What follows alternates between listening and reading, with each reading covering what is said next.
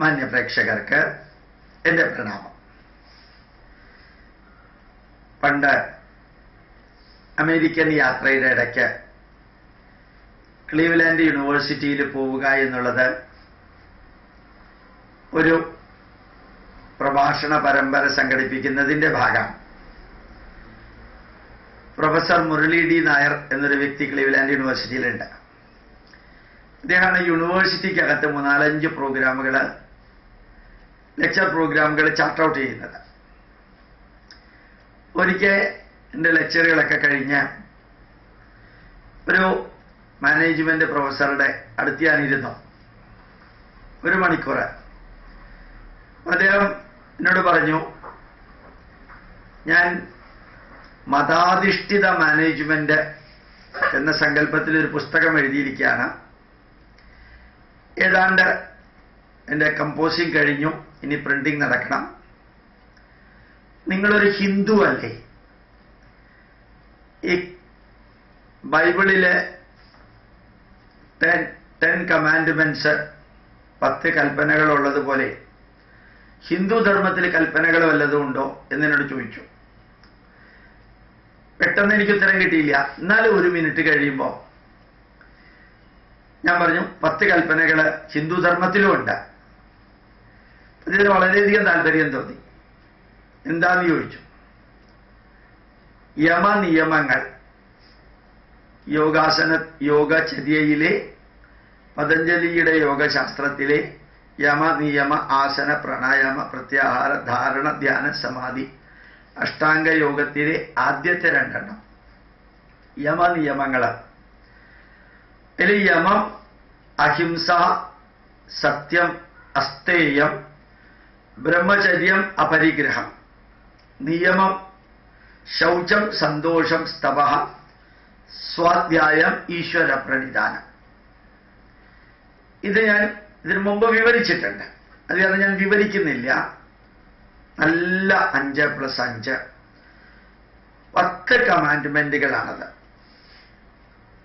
അഹിംസ അർത്ഥം നിങ്ങൾക്കറിയാം, മറ്റുള്ളവരെ ദ്രോഹിക്കാതിരിക്കാം. സത്യം, പരമമായ ജീവിത വസ്തുത എന്താണെന്ന്, സത്യം എന്താണെന്ന് തിരിച്ചറിയാം. അഹിംസ, സത്യം, അസ്തേയം, മറ്റുള്ളവരിൽ നിന്ന് കട്ടെടുത്ത് ജീവിക്കാതിരിക്കാം. ബ്രഹ്മചര്യം, ജീവിത ലക്ഷ്യം വ്യക്തമായ ബോധം ഉണ്ടാവാം. അപരിഗ്രഹം, മറ്റുള്ളവനെ ആശ്രയിച്ച് ജീവിക്കാതിരിക്കുക. അടുത്ത 5 ശൗചം, മനസ്സ്, ശരീരം, കുടുംബം, വീട് ഒക്കെ ക്ലീനായിട്ട് വെക്കാൻ പഠിക്കാം. സന്തോഷം, ഏത് നിമിഷവും സംതൃപ്തിയോടുകൂടി ജീവിക്കാം. ശൗചം, സന്തോഷം, തപഹ, ഏത് കർമ്മം ചെയ്യുമ്പോഴും ഒരു തപശ്ചര്യ പോലെ ചെയ്യുക. സ്വാധ്യായം, നിരന്തരം പഠിക്കുക. ഈശ്വര പ്രണിധാനം, നമുക്ക് അതീതമായിട്ടുള്ള ഒരു ശക്തി ആണ് ഇതെല്ലാം നിയന്ത്രിക്കുന്നതെന്ന ബോധം ഉണ്ടാവുക. ഇത് മുഴുവനും ഞാൻ അദ്ദേഹത്തിന് 1/2 മണിക്കൂർ ക്ലാസ് എടുത്തു. ആ ക്ലാസ് എടുത്ത് ഒരു 5 മിനിറ്റ് കഴിയുമ്പോൾ അദ്ദേഹം എല്ലാ പോയിന്റ് നോട്ട് ചെയ്യാൻ തുടങ്ങി. അവസാനം എന്നോട് ചോദിച്ചു, do you expect any money from me എന്ന് ചോദിച്ചു. എന്നിൽ നിന്ന് വല്ല പൈസ എക്സ്പെക്ട് ചെയ്തത്?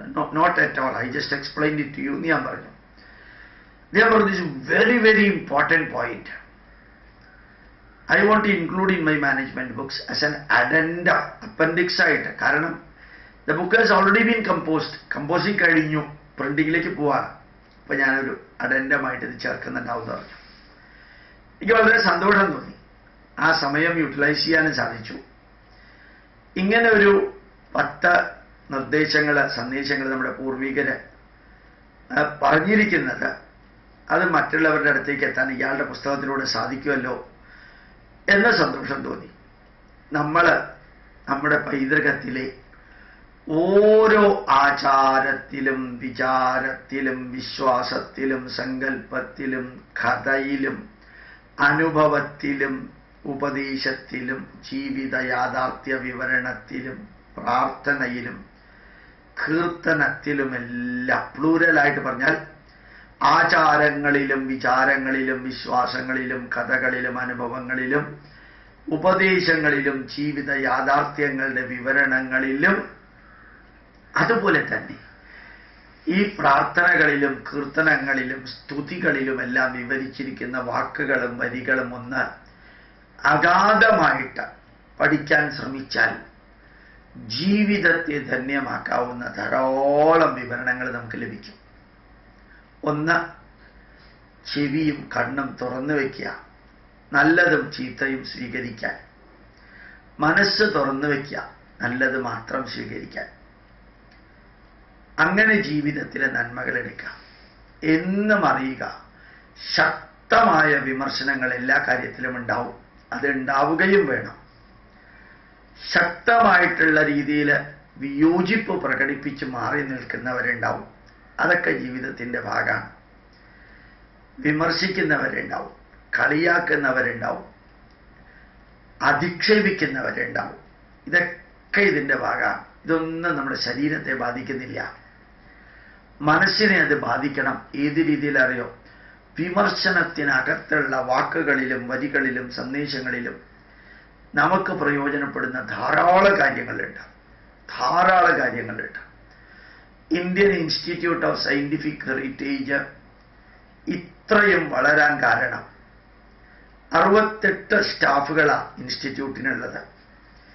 അവർ ഏറ്റവും അധികം ശ്രദ്ധിക്കുന്നത് വിമർശനങ്ങളെയാണ്, എതിർപ്പുകളെയാണ്, അല്ലെങ്കിൽ അധിക്ഷേപങ്ങളുടെ രൂപത്തിൽ വരുന്ന വാക്കുകളെയാണ്. അങ്ങനെ നിരന്തരം വരുന്നുണ്ടെന്നുള്ള അർത്ഥത്തിലല്ല ഞാൻ പറഞ്ഞത്. വരികയാണെങ്കിൽ അതിൽ നിന്ന് നമുക്ക് കുറേ കാര്യങ്ങൾ പഠിച്ച് ചെയ്യാൻ സാധിക്കും. ഈ ക്ലീവ്ലാൻഡ് യൂണിവേഴ്സിറ്റിയിലെ ഈ അനുഭവം ഞാൻ നിങ്ങളുമായിട്ട് പങ്കുവയ്ക്കുന്നു. പ്രണാമം, നമസ്കാരം.